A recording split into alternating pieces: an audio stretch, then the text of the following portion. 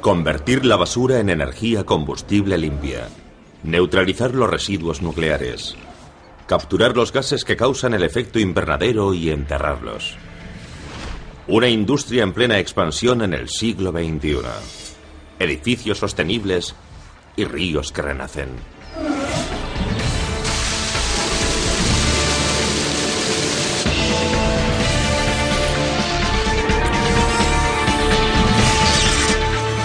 Maravillas modernas. La tecnología medioambiental. El siglo XXI representa una encrucijada para el planeta Tierra. Y para sus habitantes más intrépidos, inteligentes e insaciables, los seres humanos.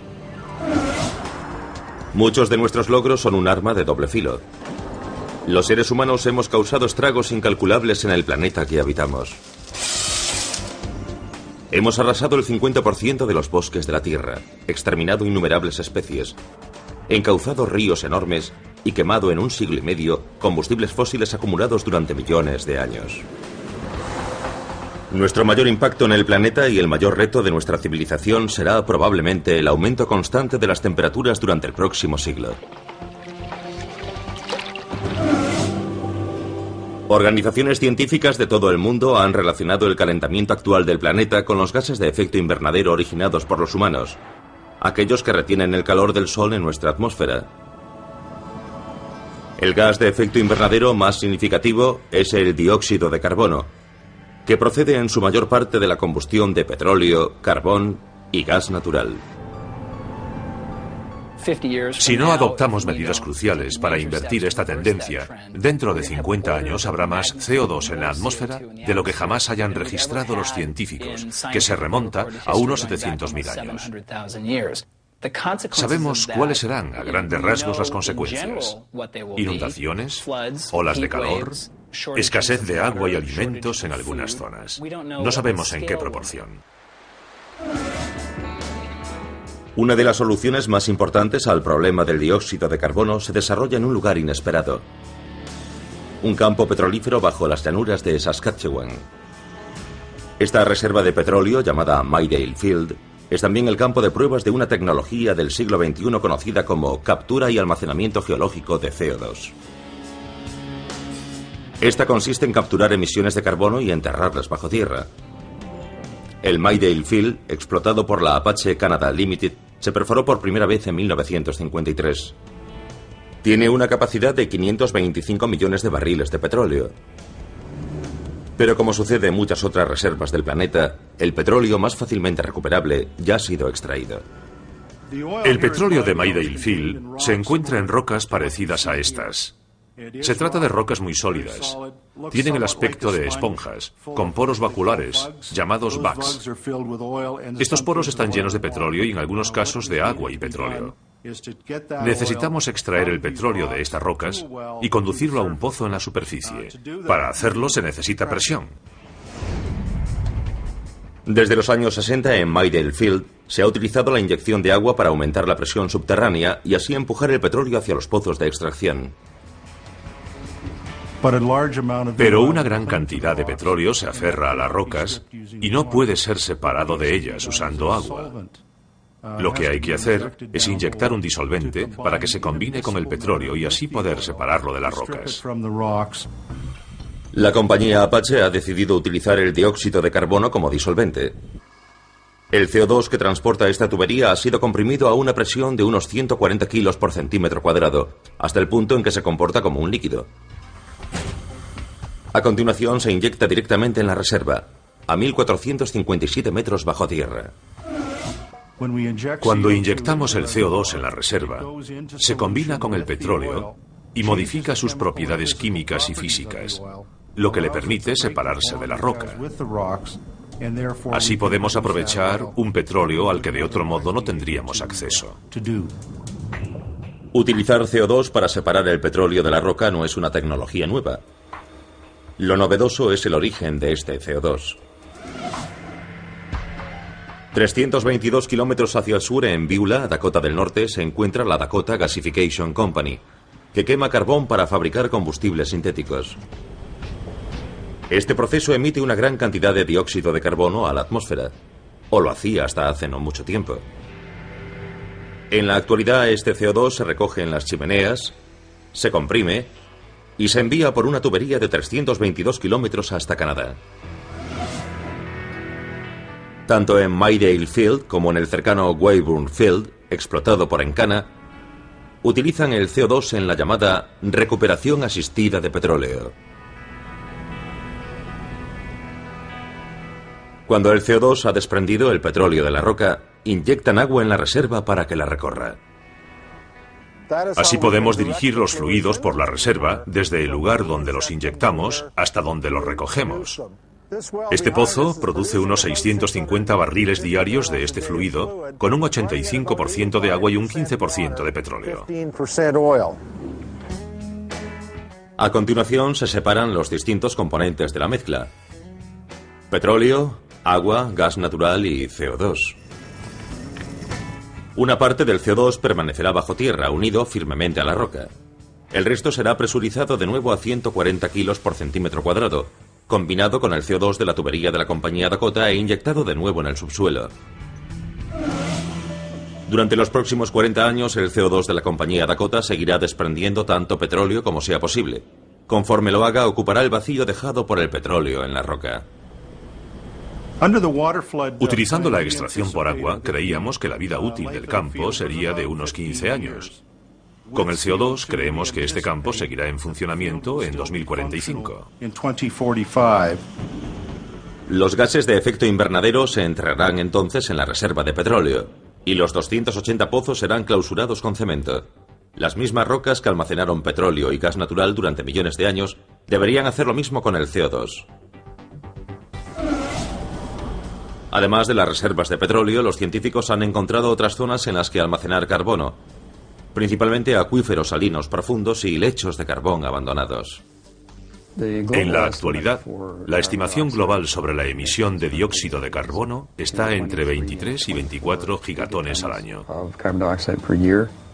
Las estimaciones sobre la capacidad de almacenamiento geológico son de unos 900 gigatones. Este almacenamiento geológico potencial es más que suficiente para las emisiones globales actuales. Pero capturar y almacenar carbono resulta caro. El coste de los proyectos de inyección de Maydale y Weyburn es de unos 200 millones de dólares. Eso sin incluir el propio CO2.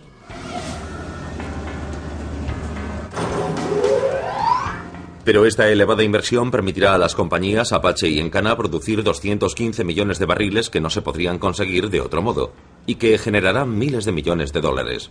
Un incentivo evidente. La pregunta es, ¿quién pagará la captura y el almacenamiento de CO2 cuando no quede más petróleo que recuperar? La búsqueda de sistemas para almacenar carbono o reducir su producción para que no sea liberado en la atmósfera es un asunto cada vez más regulado. Algunos estados, como California, ya están poniendo límites a la cantidad de carbono que las fábricas pueden emitir.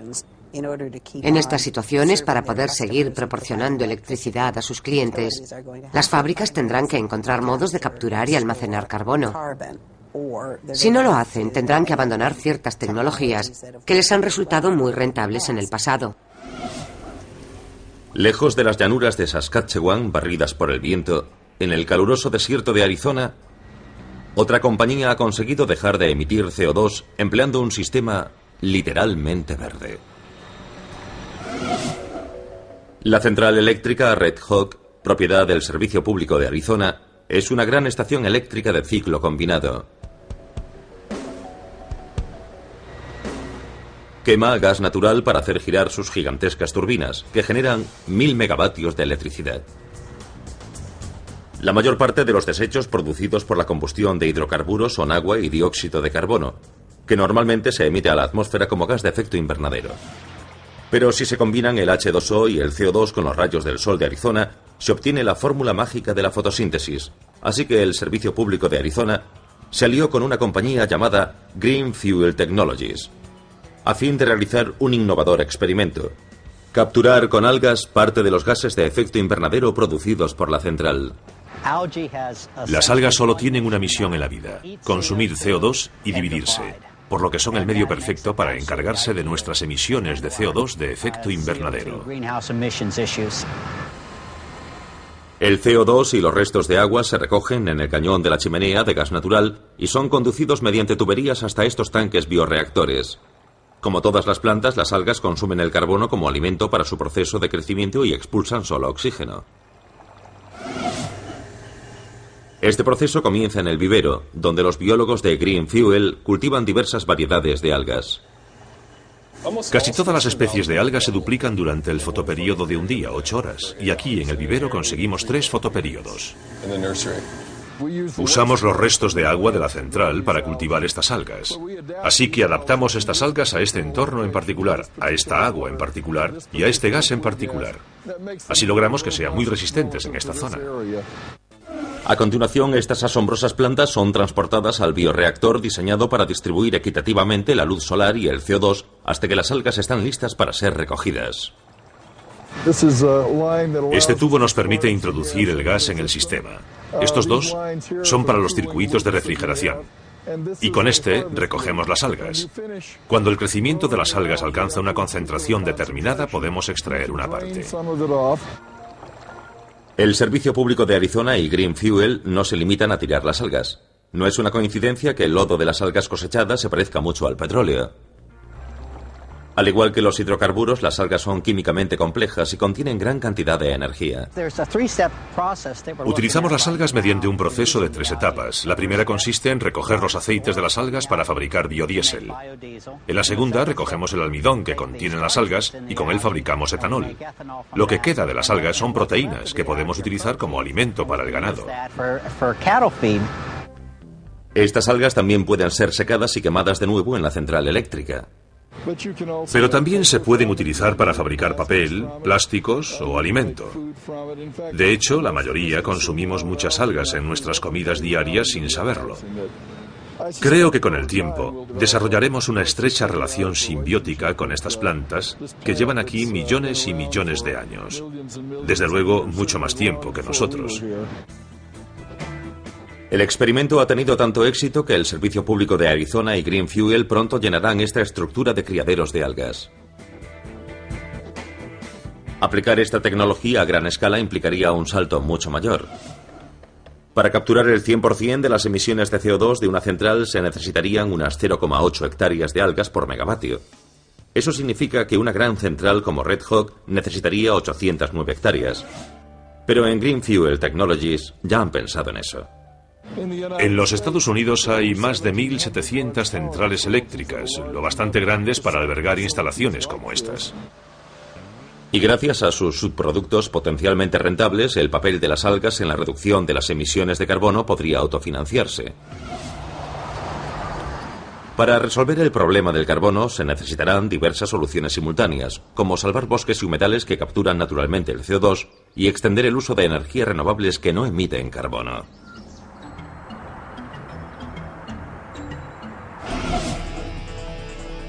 También comienzan a surgir nuevas soluciones a la crisis ambiental, viviendas y lugares de trabajo sostenibles o ecológicos. Para encontrar la causa de muchos de los problemas medioambientales solo tienen que observar su hogar y su lugar de trabajo. Los edificios consumen buena parte de los recursos del planeta. El 50 o el 60% de la energía de los Estados Unidos no la consumen los coches, que es de lo que más se habla, sino el aire acondicionado, la calefacción y la iluminación de los edificios. Bienvenidos al edificio sostenible o ecológico. ¿Sus 3 objetivos? Utilizar menos materiales de construcción y que sean más ecológicos, reducir considerablemente el consumo de agua y energía, y construir sin utilizar productos químicos tóxicos.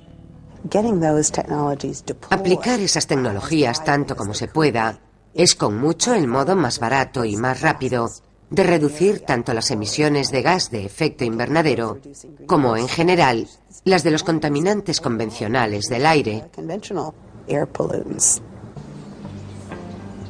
He aquí la prueba. Una elegante vivienda moderna de 3 dormitorios construida por Living Homes en Santa Mónica, California. Su efecto sobre el medio ambiente se tuvo en cuenta antes incluso de su construcción. Esta vivienda se compone de un armazón de acero formado por 11 módulos prefabricados que fueron ensamblados sobre el terreno en un solo día. Un diseño prefabricado reduce considerablemente el gasto en construcción. La construcción normal de una vivienda conlleva una enorme cantidad de desechos. El 30 o el 40% de los materiales terminan en un vertedero. Los encargados de los vertederos dicen que un 30 o 40% son desechos de construcción. Con materiales prefabricados, los desechos de construcción son un 2% de media, ya que se utilizan diseños previos para todo. Es todo muy preciso. Además, la estructura de acero evita los problemas de moho y humedad de la madera. Es un material muy saludable y también reciclable. Gran parte de los materiales son reciclados y sostenibles, y todas las superficies fueron construidas sin utilizar productos químicos tóxicos como el formaldehído, que se suele utilizar en adhesivos y cubiertas. Las encimeras de la cocina están hechas de papel de periódico o celulosa, las repisas de los baños de vidrio reciclado y las mamparas de la ducha de resina plástica reutilizada. La madera utilizada procede de plantaciones sostenibles, como certifica el Forest Stewardship Council o Consejo de Administración Forestal. Esto ayuda a conservar la mayor fuente de absorción de carbono, los antiguos bosques vírgenes. El coste de fabricación de esta vivienda, diseñada por el famoso arquitecto Ray Kapi, es de $2.500 por metro cuadrado, por encima de la media nacional. Pero el coste de la construcción ecológica puede reducirse gradualmente. En el mejor de los casos, una vivienda ecológica genera la mayor parte de su propia energía y la utiliza del modo más eficiente posible. Un sistema termal solar calienta el agua, que además pasa por unas tuberías bajo el suelo para proporcionar calor radiante desde el suelo. Unos paneles fotovoltaicos proporcionan casi toda la electricidad de la casa, algo que facilitan los electrodomésticos de alto rendimiento de Energy Star. Luces LED que consumen 10 veces menos que las bombillas incandescentes. Y el uso de luz solar abundante y gratuita. Vivir de un modo ecológico no solo es posible en la soleada California. En el otro extremo del país, en el corazón de Nueva York, se están aplicando los mismos conceptos a una escala mucho mayor. Este es el Soler, un edificio de viviendas en el que viven casi 700 vecinos de la parte sur de Manhattan. Gracias a un sistema propio de tratamiento de aguas y el uso eficaz de la electricidad, consume un 55% menos de agua y un 37% menos de energía que otro edificio similar. Quizá lo más impresionante del Soler sean sus dos techos verdes o ecológicos que utilizan la energía de las plantas para aislar el edificio y retener el agua de lluvia. Este techo ayuda a evitar el efecto isla de calor urbano. El efecto isla de calor urbano se crea por las calles oscuras y asfaltadas de una ciudad, y sobre todo por los miles de techos oscuros y absorbentes que atrapan el calor del sol, y que hacen que la temperatura en las ciudades durante el verano sea hasta 6 grados más elevada que en las áreas cercanas. Las plantas reflejan la luz del sol y enfrían el aire circundante mediante un proceso llamado evapotranspiración, la forma en que sudan las plantas. El techo verde es un aislante, conserva el calor durante el invierno y lo expulsa durante el verano. Las plantas no son más que la capa superior del sofisticado sistema de drenaje del techo. Durante las tormentas, las diversas capas del techo verde capturan hasta un 80% del agua de lluvia que normalmente fluye por cañerías que se desbordan con facilidad. El exceso de agua de las tormentas es la mayor causa de contaminación de las aguas costeras. El agua tiende a escapar de los edificios hacia el alcantarillado y de allí al océano. En las alcantarillas recoge toda la suciedad, todos los excrementos de los animales y todo tipo de residuos tóxicos que transporta hasta las aguas costeras. Los techos vivos no son más que una de las tecnologías ecológicas presentes en las junglas de asfalto como Nueva York. A pocos kilómetros del edificio Soler se encuentran las nuevas instalaciones de la corporación Hearst.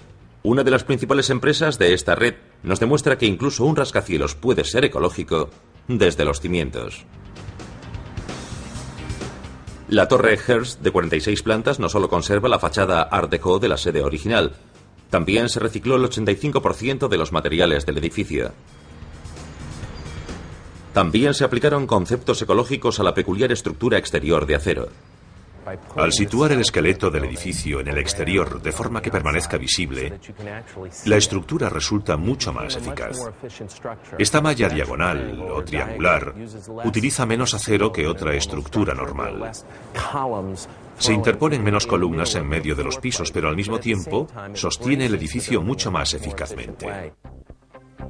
Una estructura más eficaz permite más ventanas y la entrada de más luz natural. El diseño ambientalmente responsable se aplicó tanto a las estructuras principales como a los menores detalles. El techo está construido con material reciclado. Los sistemas de iluminación insertados en el techo son programables. Cuando uno sale de una estancia, se apagan automáticamente. Además, se ajustan a la luz natural que proviene del exterior. Este sistema de paredes se compone de vidrio de alto rendimiento. Eso significa que el vidrio contiene más hierro, lo que permite la entrada de más luz natural, pero no la suficiente para que produzca demasiado calor en el interior, por lo que se necesita menos luz artificial. Los primeros rascacielos eran en ciertos aspectos pioneros ecológicos. Construidos antes de la invasión del aire acondicionado, las ventanas de estos edificios se alejaban de la fachada para proteger el interior de la luz del sol. Las ventanas podían abrirse para crear una ventilación cruzada gracias a las plantas estrechas. Los primeros edificios de gran altura utilizaban material térmico de mampostería para absorber calor durante el día y liberarlo durante la noche. Estos métodos de refrigeración pasiva se consideran en la actualidad técnicas de construcción ecológica. La torre Hearst, como el Soler, recoge y recicla el agua de lluvia, pero en mucha mayor cantidad. Este tanque alberga 53.000 litros. Aquí se almacena el agua de la lluvia. Sus muros de hormigón tienen 45,7 centímetros de espesor. El agua de lluvia se filtra 3 veces y pasa al sistema de aire acondicionado, donde alimenta a las torres de refrigeración. Por estas torres pasan 4.000 toneladas de agua de refrigeración. Durante el verano, por supuesto, es cuando más se utiliza esa cantidad de agua. El agua de lluvia también tiene otra curiosa aplicación llamada icefall o cascada de hielo, que enfría y humedece el atrio o patio central. Gracias sobre todo al uso de agua de lluvia, la torre Hearst utiliza un 10% menos de agua que un rascacielos normal y un 26% menos de electricidad, lo que conllevará otro tipo de ahorro ecológico. Esta será nuestra sede durante los próximos 100 años y por eso estas tecnologías resultan muy eficaces. Si aplicamos ese 26% de energía que ahorramos solo en electricidad a toda la vida útil de este edificio, la empresa ahorrará mucho dinero. Nos dijeron que no se podía construir de un modo ecológico en Nueva York y hemos demostrado que se equivocaban. Los que quieren emprender un proyecto similar, que vean lo que hemos hecho y que intenten mejorarlo. Todos podemos participar en la revolución de la construcción ecológica. Pero mejor dejar a los expertos otros avances tecnológicos como la limpieza del legado letal de la era nuclear.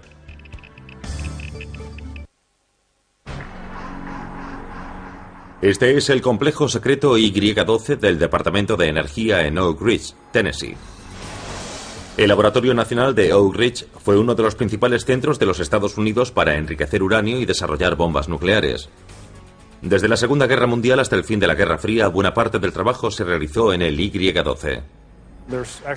En realidad son 3 plantas, Y-12, X-10 y K-25.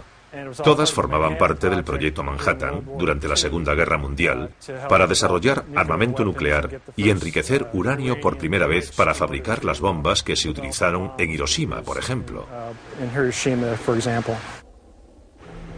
Durante décadas, el uranio y otros residuos tóxicos simplemente se enterraban.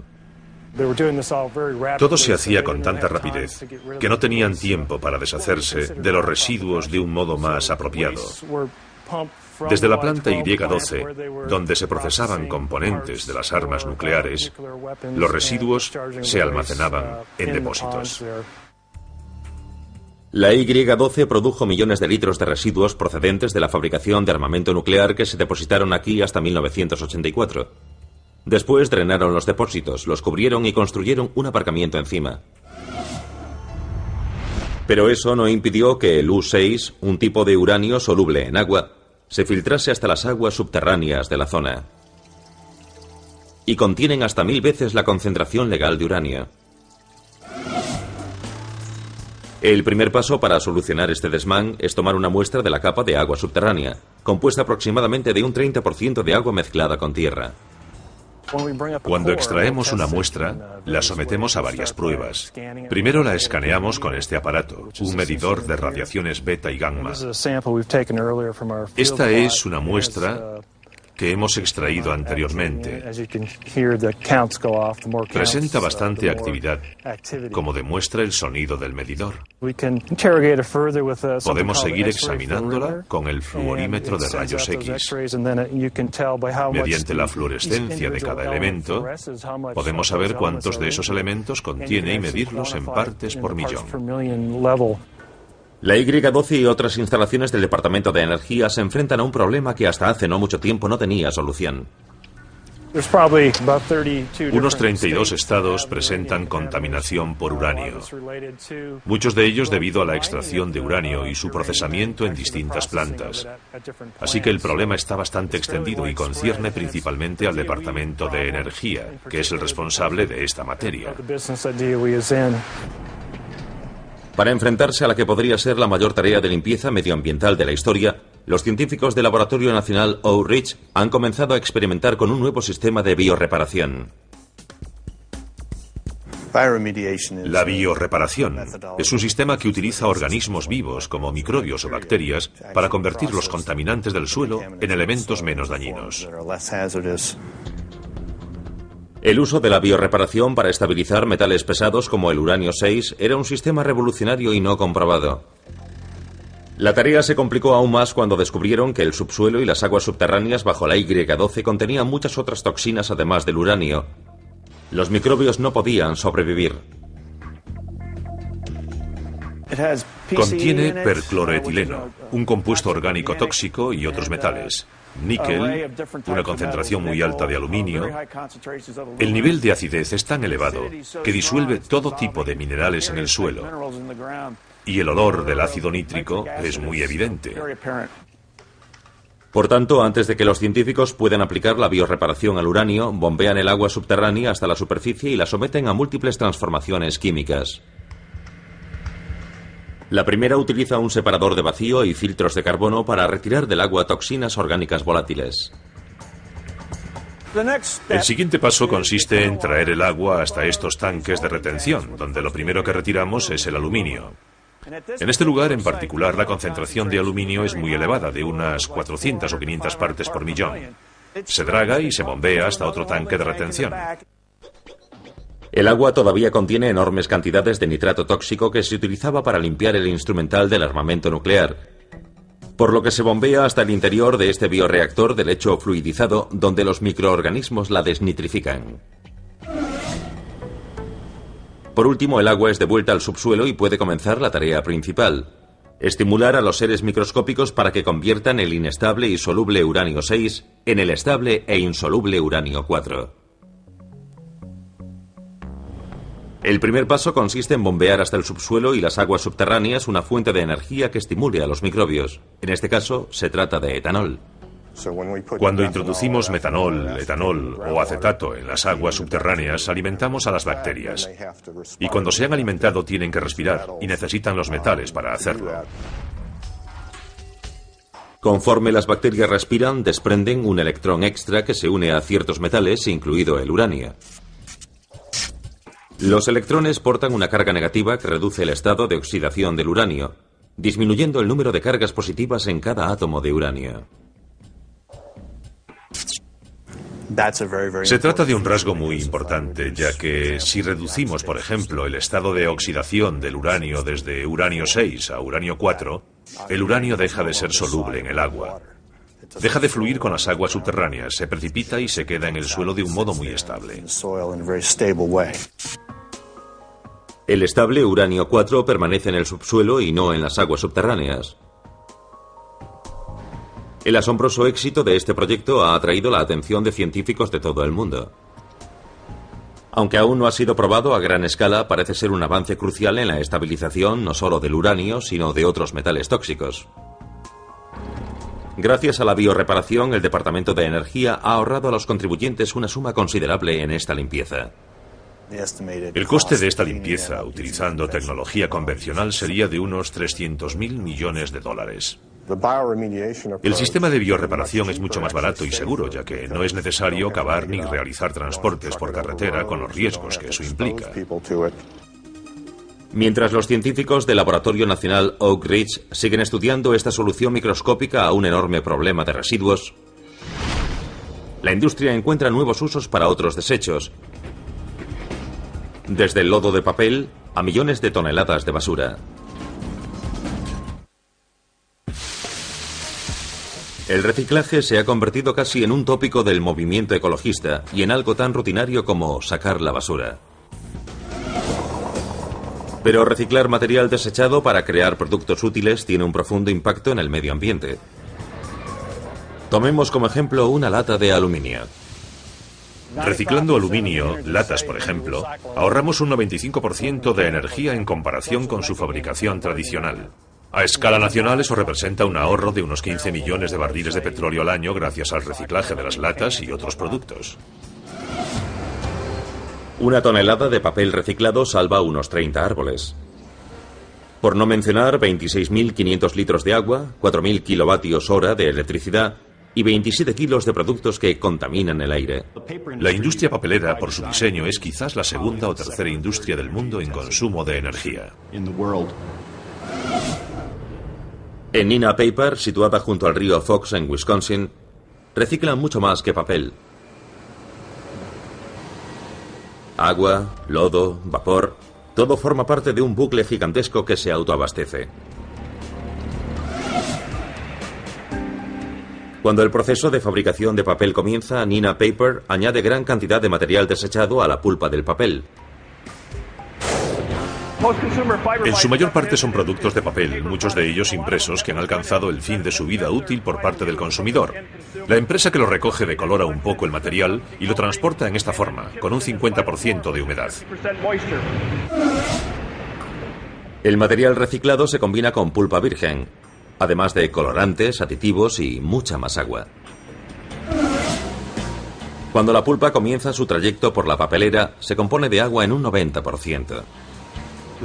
El proceso de fabricación de papel no es más que un gigantesco proceso controlado para extraer el agua de esa mezcla. La papelera aplica gravedad, presión y el calor del vapor para eliminar el agua. El agua que se extrae y los pequeños fragmentos de pulpa que no se utilizan pasan a la planta de tratamiento.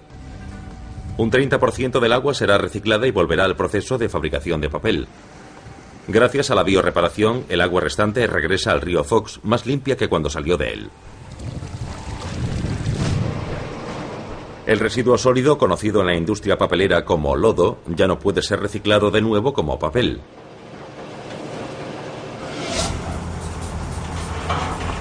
Cada día, 1.300 toneladas de lodo de la fábrica Neenah y otras papeleras de la zona se transportan a la cercana central eléctrica de Fox Valley, donde se utiliza de un modo limpio como biocombustible. La parte sólida del lodo es un 50% fibra de papel, una biomasa de buena calidad que arde muy bien. El otro 50% del residuo es materia inorgánica, ceniza, fibra mineral y arcilla, que no arden demasiado bien. Este material inorgánico se funde para formar una sustancia similar al vidrio que después es enfriada súbitamente para formar un compuesto de vidrio que tendrá múltiples aplicaciones, como asfalto o papel de lija. La parte orgánica del lodo se quema en esta caldera de 7 pisos de altura. Esta caldera está diseñada para producir 136.000 kilos de vapor cada hora, a 24,6 kilos por centímetro cuadrado a 315 grados centígrados. A continuación, el llamado vapor verde regresa por unas tuberías a Neenah Paper, donde se utiliza para secar el papel. El vapor verde ha reemplazado casi por completo a las calderas de gas natural de la fábrica, que no suelen utilizarse. Hemos reducido el consumo de gas natural más de un 80% y reemplazado un combustible fósil con algo que ha sido un residuo del proceso. Representa un gran ahorro energético y medioambiental. Convertir el lodo en vapor también beneficia al entorno. Si esta fábrica cerrase mañana, los vertederos de este condado estarían llenos en un año. Los vertederos. Tradicionalmente se han considerado la antítesis del reciclaje, Lugares donde millones de toneladas de materiales potencialmente útiles sufren una muerte lenta y desagradable para la vista y el olfato. También son uno de los mayores productores mundiales de metano. Este gas de efecto invernadero, más dañino que el dióxido de carbono, surge conforme la basura se va descomponiendo.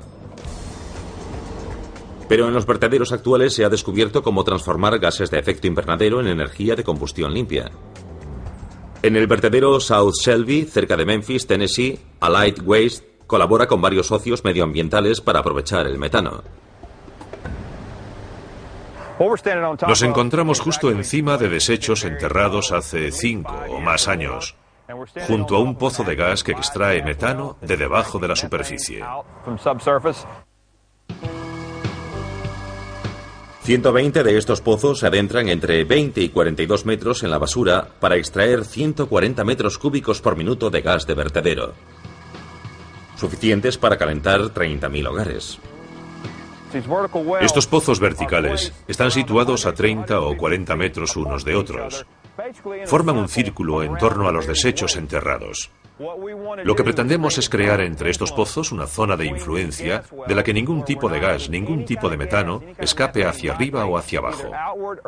Pretendemos que no llegue a las aguas subterráneas ni escape a la atmósfera y también que no salga al exterior. El vacío empuja todo el gas hacia un colector común. Esto es un tubo de 45,7 centímetros. Todo el gas llega y se extrae por aquí por efecto de la bomba de vacío. Cuando el gas ha sido comprimido, se conduce por esta tubería hasta la fábrica Soleil, una planta de procesado de alimentos cercana. Esta planta, que produce diversos productos alimentarios a base de soja, es la mayor del mundo en su campo. El gas de vertedero proporciona en teoría el 100% de la enorme cantidad de vapor que Soleil necesita. La vieja tubería de gas natural ya no se suele utilizar. El gas de vertedero desprende dióxido de carbono cuando es quemado, pero aún así resulta beneficioso para el medio ambiente por dos motivos. Elimina metano, el gas de efecto invernadero más potente, y sustituye las emisiones de CO2 del gas natural que ha dejado de quemarse. El ingenio humano puede convertir una molestia en un recurso valioso. E incluso hacer que un río regrese a su estado natural. Algo que puede salvar ciudades además de ecosistemas. Cuando el huracán Katrina dejó buena parte de Nueva Orleans bajo las aguas, no fue difícil culpar de la terrible inundación al fallo del sistema de diques. Pero además de los diques, la catastrófica inundación tuvo otra causa menos evidente. La constante desaparición de los humedales pantanosos de Luisiana.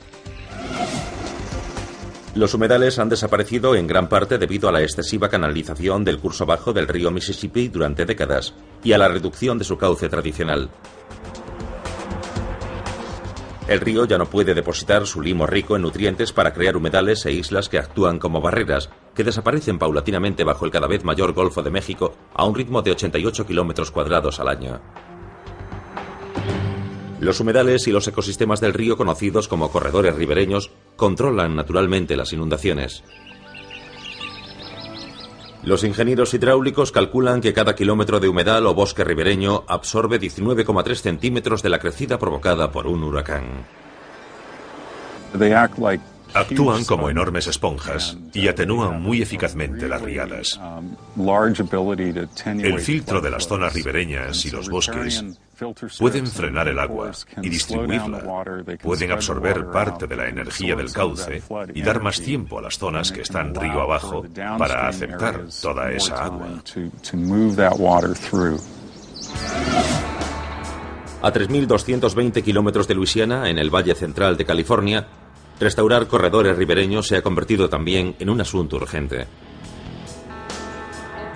El 95% de los ecosistemas ribereños de California han desaparecido. En zonas como el Delta de Sacramento y San Joaquín, donde viven 500.000 personas y se encuentran algunas de las áreas de cultivo más valiosas del país, la única protección ante una inundación catastrófica es un anticuado sistema de diques. La ciudad de Sacramento está considerada la urbe con más posibilidades de sufrir este tipo de daños en todo el país. River Partners, una organización sin ánimo de lucro, trabaja en una solución a largo plazo: restaurar los diezmados corredores ribereños de California. Reemplazan antiguas granjas propensas a inundarse, como esta de 680 hectáreas junto al río de San Joaquín, por el ecosistema original de la zona, lo que incluye 270.000 árboles. Sus dos objetivos principales son construir un hábitat ribereño de calidad para la vida salvaje y recuperar entornos que disminuyan el riesgo de inundaciones. La plantación no se realiza al azar. Se basa en una simulación por ordenador de una inundación en la zona y las diversas estructuras de las propias plantas. Donde la velocidad del agua es mayor, no plantamos árboles. Son demasiado rígidos para soportar el agua, así que plantamos otras especies más flexibles como rosales y zarzas, muy flexibles ante el agua a gran velocidad. Por eso saber cómo se moverá el agua durante las inundaciones es una parte crucial del diseño.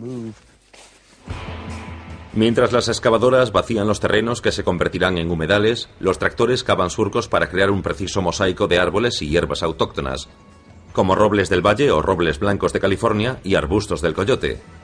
En 3 años este terreno baldío podría tener este aspecto. Es sorprendente. Si lo construimos, lo encuentran. Los animales vienen. Ahora mismo no hay demasiados animales salvajes, pero dentro de 3 años seguramente esté repleto. Durante esos 3 años, River Partners regará las plantaciones con agua del río San Joaquín, ya sea por goteo o por inundación. Después de esos 3 años, el bosque será autosuficiente. Plantan estratégicamente en los propios diques para prevenir la erosión.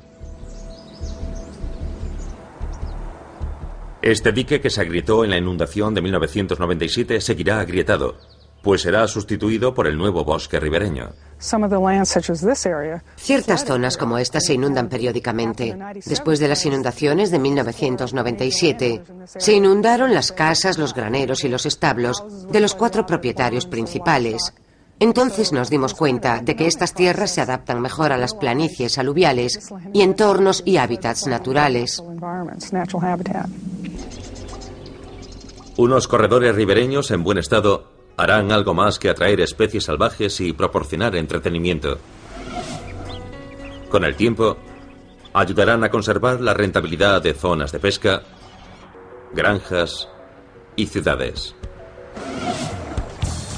Al igual que sucede con otras tecnologías medioambientales, encierran una paradoja: el ingenio humano aplicado a restaurar el delicado equilibrio natural alterado por la acción de los seres humanos. Pero es una paradoja necesaria, ya que el vínculo entre la salud del planeta y el incierto destino de nuestra civilización es hoy más estrecho que nunca. La civilización será probablemente el aumento constante de las temperaturas durante el próximo siglo. Organizaciones científicas de todo el mundo han relacionado el calentamiento actual del planeta con los gases de efecto invernadero originados por los humanos, aquellos que retienen el calor del Sol en nuestra atmósfera. El gas de efecto invernadero más significativo es el dióxido de carbono, que procede en su mayor parte de la combustión de petróleo, carbón y gas natural. Si no adoptamos medidas cruciales para invertir esta tendencia, dentro de 50 años habrá más CO2 en la atmósfera de lo que jamás hayan registrado los científicos, que se remonta a unos 700.000 años. Sabemos cuáles serán, a grandes rasgos, las consecuencias: inundaciones, olas de calor, escasez de agua y alimentos en algunas zonas. No sabemos en qué proporción.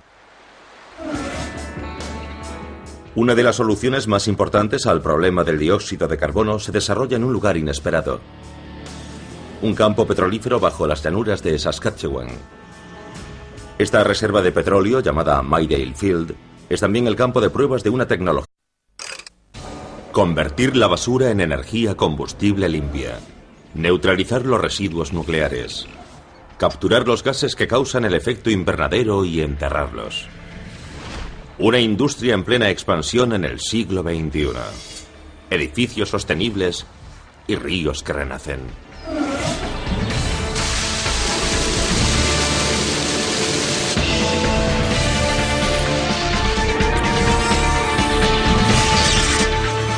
Maravillas modernas, la tecnología medioambiental.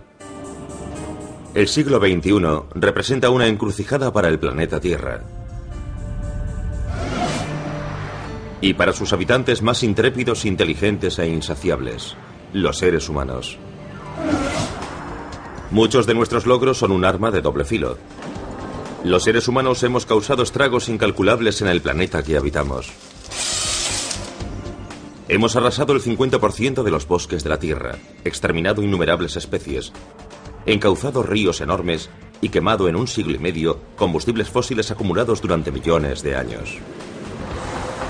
Nuestro mayor impacto en el planeta y el mayor reto de nuestra civilización. Para que se combine con el petróleo y así poder separarlo de las rocas. La compañía Apache ha decidido utilizar el dióxido de carbono como disolvente. El CO2 que transporta esta tubería ha sido comprimido a una presión de unos 140 kilos por centímetro cuadrado, hasta el punto en que se comporta como un líquido. A continuación se inyecta directamente en la reserva, a 1457 metros bajo tierra. Cuando inyectamos el CO2 en la reserva, se combina con el petróleo y modifica sus propiedades químicas y físicas, lo que le permite separarse de la roca. Así podemos aprovechar un petróleo al que de otro modo no tendríamos acceso. Utilizar CO2 para separar el petróleo de la roca no es una tecnología nueva. Lo novedoso es el origen de este CO2. 322 kilómetros hacia el sur, en Beulah, Dakota del Norte, se encuentra la Dakota Gasification Company, que quema carbón para fabricar combustibles sintéticos. Este proceso emite una gran cantidad de dióxido de carbono a la atmósfera, o lo hacía hasta hace no mucho tiempo. En la actualidad, este CO2 se recoge en las chimeneas, guía del siglo XXI conocida como captura y almacenamiento geológico de CO2. Esta consiste en capturar emisiones de carbono y enterrarlas bajo tierra. El Maydale Field, explotado por la Apache Canada Limited, se perforó por primera vez en 1953. Tiene una capacidad de 525 millones de barriles de petróleo. Pero como sucede en muchas otras reservas del planeta, el petróleo más fácilmente recuperable ya ha sido extraído. El petróleo de Maydale Field se encuentra en rocas parecidas a estas. Se trata de rocas muy sólidas. Tienen el aspecto de esponjas, con poros vaculares, llamados bags. Estos poros están llenos de petróleo y en algunos casos de agua y petróleo. Necesitamos extraer el petróleo de estas rocas y conducirlo a un pozo en la superficie. Para hacerlo se necesita presión. Desde los años 60 en Maydale Field se ha utilizado la inyección de agua para aumentar la presión subterránea y así empujar el petróleo hacia los pozos de extracción. Pero una gran cantidad de petróleo se aferra a las rocas y no puede ser separado de ellas usando agua. Lo que hay que hacer es inyectar un disolvente, se comprime y se envía por una tubería de 322 kilómetros hasta Canadá. Tanto en Maydale Field como en el cercano Weyburn Field, explotado por Encana, utilizan el CO2 en la llamada recuperación asistida de petróleo. Cuando el CO2 ha desprendido el petróleo de la roca, inyectan agua en la reserva para que la recorra. Así podemos dirigir los fluidos por la reserva desde el lugar donde los inyectamos hasta donde los recogemos. Este pozo produce unos 650 barriles diarios de este fluido, con un 85% de agua y un 15% de petróleo. A continuación se separan los distintos componentes de la mezcla: petróleo, agua, gas natural y CO2. Una parte del CO2 permanecerá bajo tierra, unido firmemente a la roca. El resto será presurizado de nuevo a 140 kilos por centímetro cuadrado, combinado con el CO2 de la tubería de la compañía Dakota e inyectado de nuevo en el subsuelo. Durante los próximos 40 años, el CO2 de la compañía Dakota seguirá desprendiendo tanto petróleo como sea posible. Conforme